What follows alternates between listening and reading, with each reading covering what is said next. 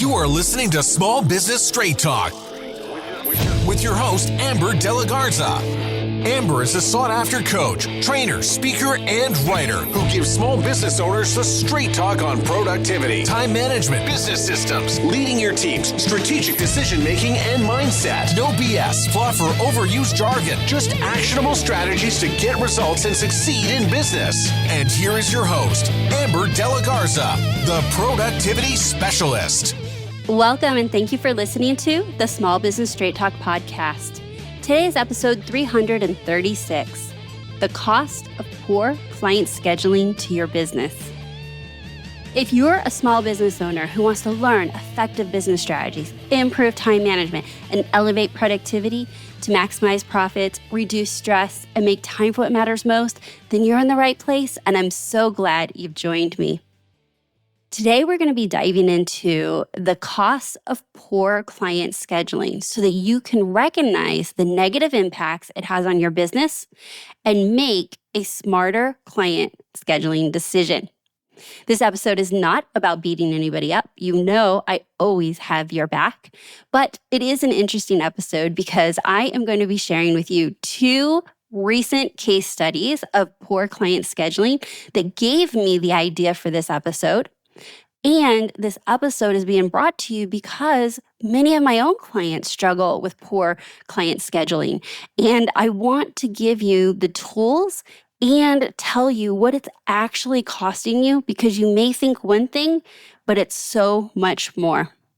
Before we dive in, I want to invite you to take my Next Level Business Owner quiz. I want to help you take your business to the next level. And if you find yourself challenged, take this quick 3-minute quiz to find out what's most holding you back. Then you'll receive a curated playlist in your inbox with specific episodes that address those challenges so that you can implement them immediately in your business.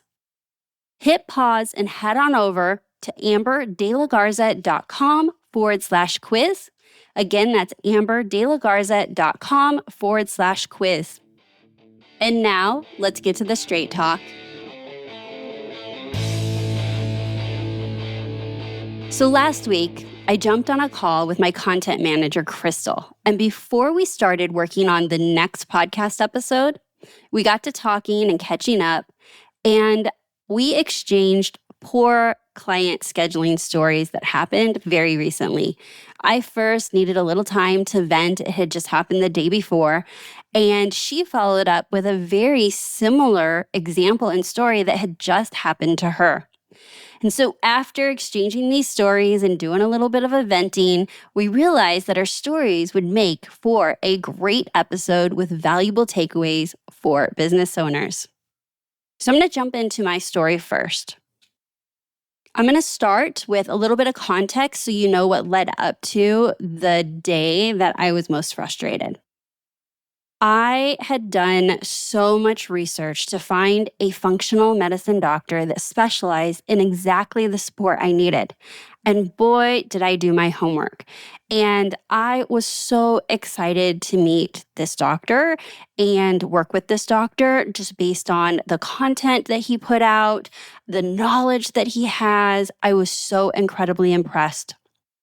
I had my first discovery call appointment and it was scheduled, and it was for a time where I had to move a meeting on my calendar to make it work, but this was a priority and I wanted to get into him. So I moved my meeting 30 minutes and I took the meeting first thing in the morning. This was a 7:30 meeting in the morning. And 7:30 comes, 7:35 comes, 7:40 comes, and I'm like, I don't know if he's going to call. Well, I jumped on my call, which happened to be with Krystle. And as soon as I jumped on my call that I had pushed 30 minutes, he called. And I didn't say anything. I was just happy to hear from him. I know things happened, but he also didn't address being late. And I, had a little bit of a bad taste in my mouth, but was super excited to talk to him. So then I had a second session with him and he was on time. So no worries, all is good. Then I had a third appointment, and the third appointment was scheduled for an hour.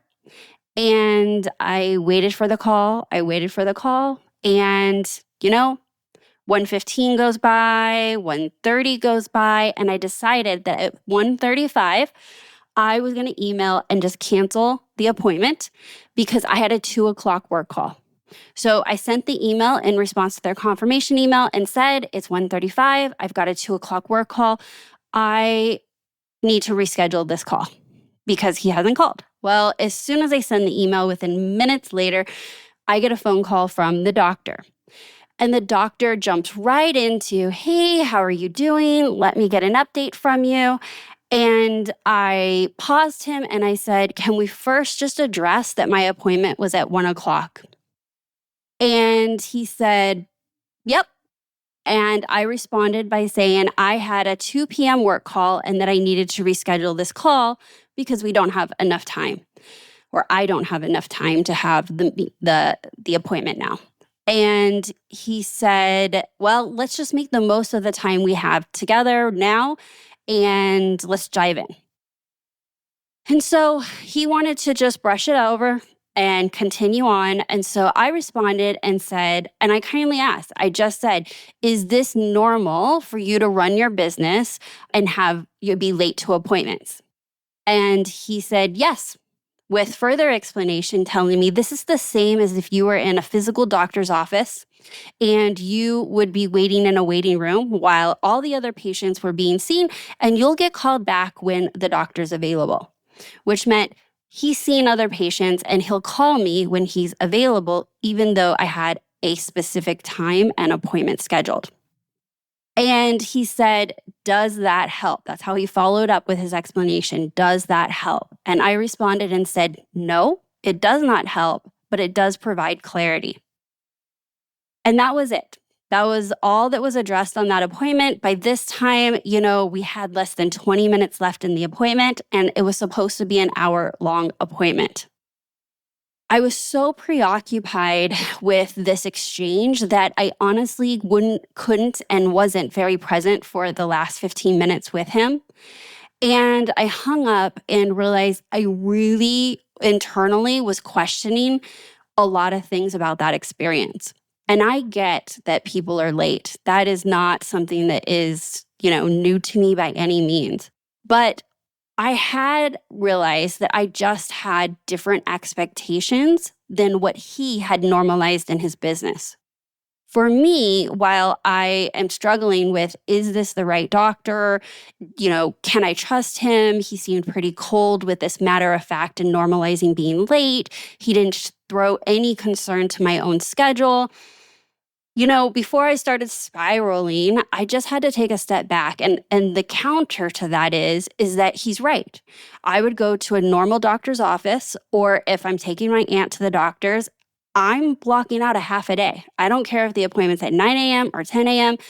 or 2 in the afternoon, it's a half a day. And it is one of the reasons why I really dislike going to doctor's offices and going to doctor's appointments. And I realized that this was an expectation difference, is that I had also been normalized and conditioned that that's just the way you get treated when you go to a doctor's office.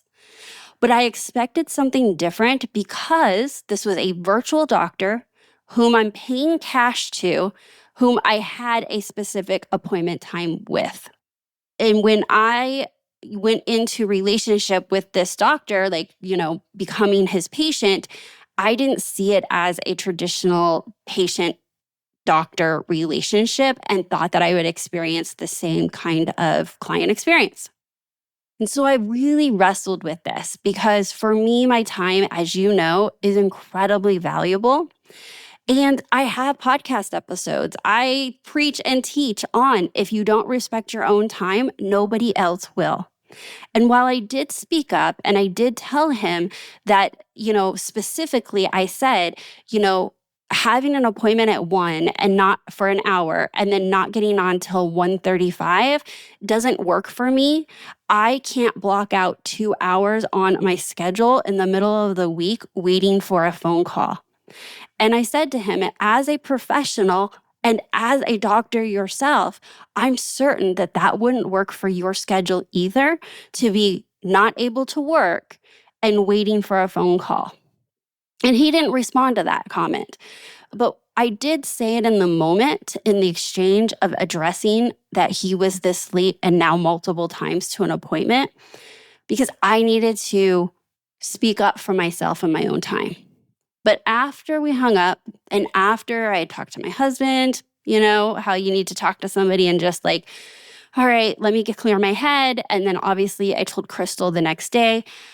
The fact is this guy is incredibly skilled and knowledgeable and has a specific specialty. And so I felt as though I really owed it to myself to separate the two. Was he a good doctor and just bad with time management? And the answer is probably. And he does have something that I really didn't feel like I could get elsewhere. And so I decided in the end, I was going to put my faith into his expertise and continue to be his patient. And that I needed to adjust my own expectations and my own schedule when I book an appointment with him. Now, with that being said, what I was super clear about was that while I'm willing to take the risk that this person can help me on my own health journey, I don't feel comfortable referring him to anybody. And when I first, heard about him and heard his content, I was like, everybody gets a functional medicine doctor. Hey, Krystle. Hey, Lacey. Like, I told both of them about it. I told my husband. I'm like, I think everybody should go talk to this guy. He seems so knowledgeable. And until I further this relationship with him, I don't feel comfortable referring him to anyone. All right. So after I shared that story with Krystle shared her story with me. And Krystle's story is somewhat similar in that fact that she dealt with poor client scheduling as well. And so that you can get the full picture of what happened, I'm actually going to read the email that she sent to the landscaping company that she had contracted to do some work in her yard. Now, we've changed the names to protect those involved, but here we go. Krystle wrote this email to the owner of the company. Hello, Bob. We contracted XYZ company on 5/10 to do our landscaping job, promptly signed the quote and sent it back to your offices because your manager said the work could be completed before 5/31.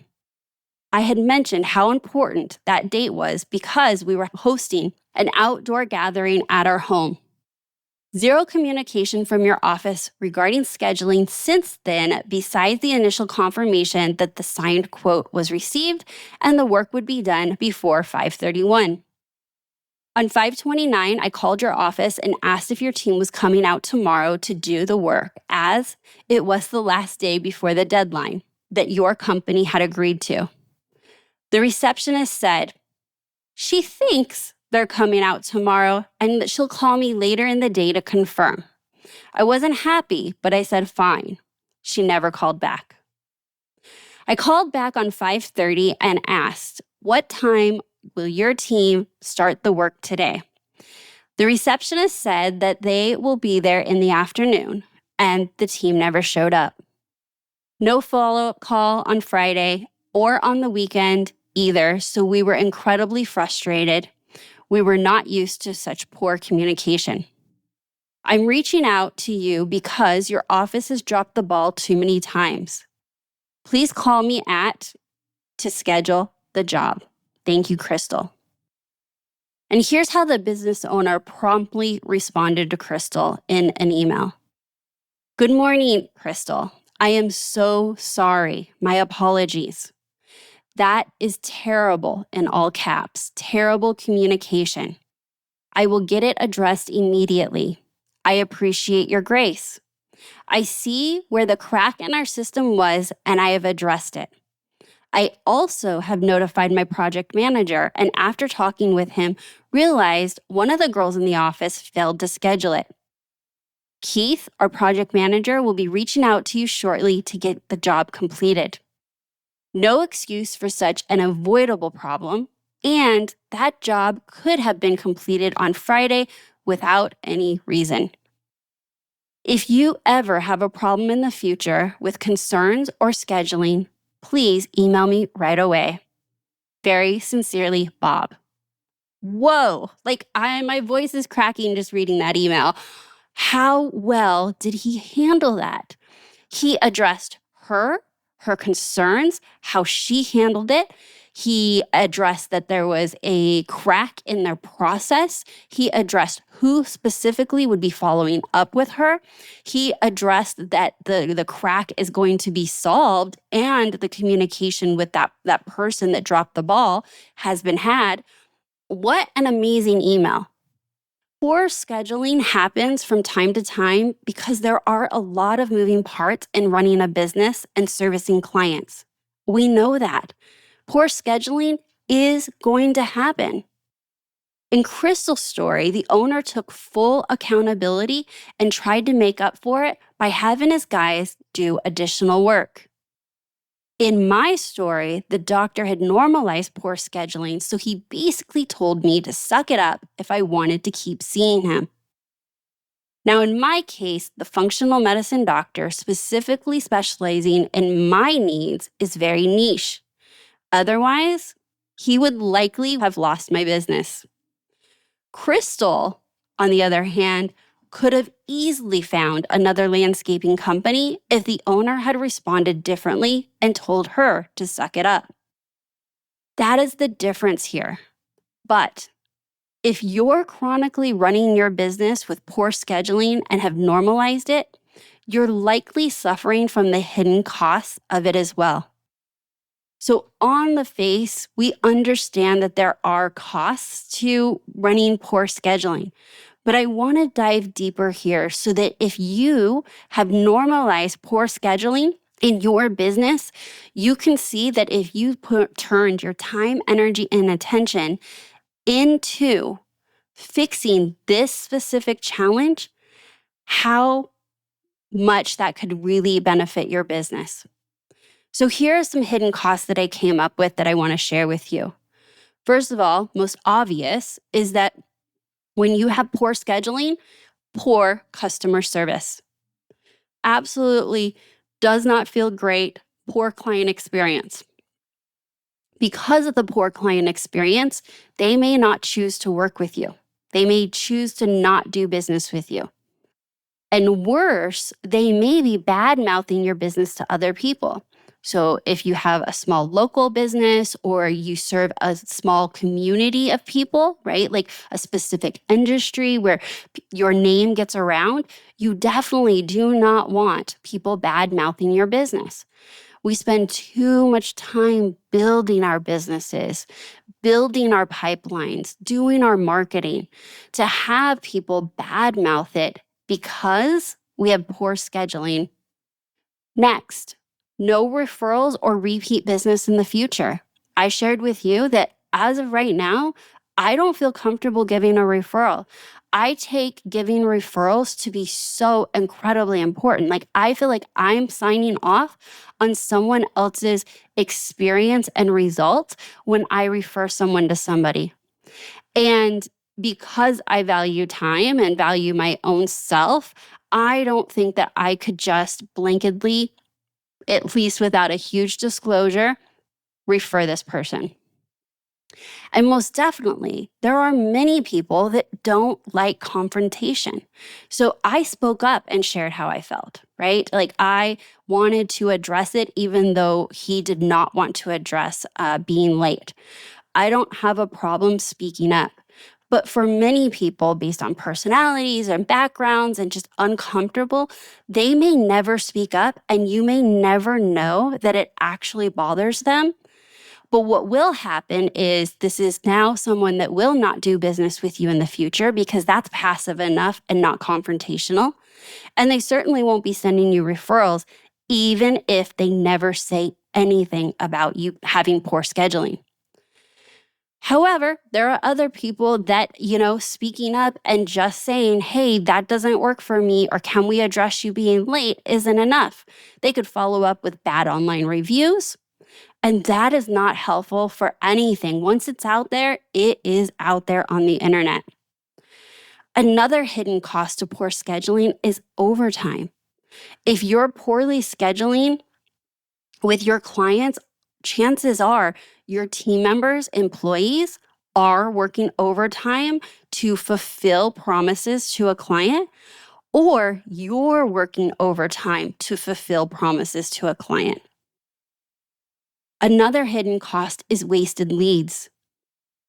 We work so hard for the leads that we get, whether the leads are coming in from the website because of SEO or social media.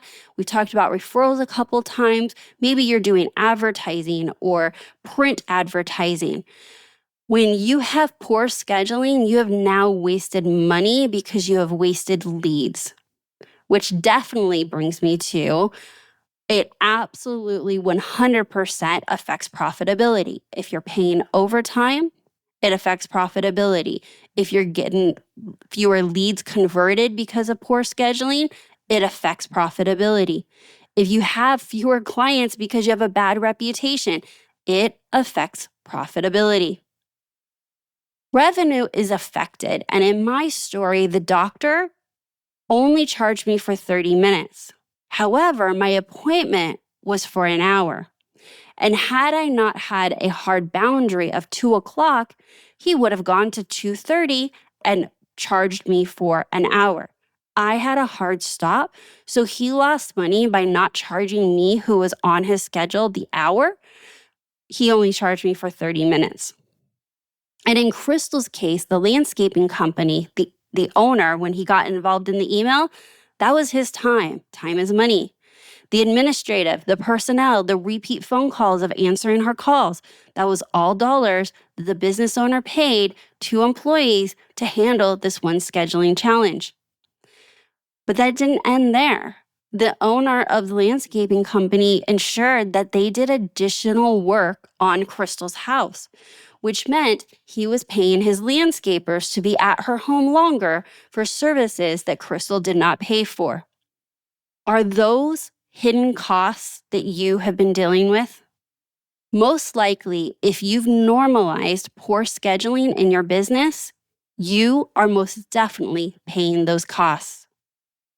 I want to next dive into, well, what does poor scheduling look like? I gave you a few examples in Krystle's story and my story, but it actually is a bit more than that. I want to see if any of this rings true to you. Do you do no call, no shows because you accidentally didn't put it on your calendar or you double booked yourself? Do you show up late to appointments? So even though we talked about that in I guess in my example is that it was still on the calendar, but you showed up late. Are you canceling last minute for meetings with clients or asking for reschedules last minute? That's also not great customer service. That does not feel good to the client.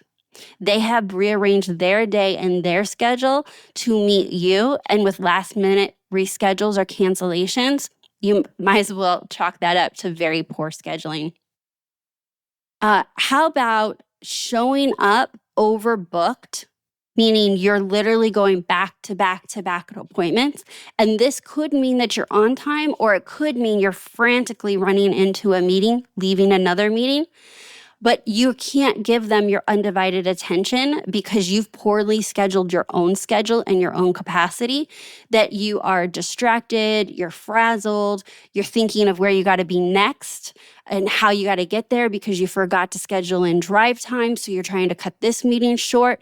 There are a lot of scenarios here of poor scheduling of your own schedule, of your business's schedule, that if not properly scheduled, shows up again in many different ways. You can be on time and still have poor scheduling. How about running over on hours or working after hours? If that is true for you, that you feel like, oh my gosh, there's always something that gets misscheduled. There's always something that is forgotten to be accounted for. And therefore, when your people are supposed to be off at 5, now they're off at 5:30, 5:45. That's only going to happen so long until your employees get tired of it and the culture is diminished. Or maybe you're a business owner who's playing the buffer on that, and now you have no work-life balance because you're trying to pick up the slack and you're working after hours.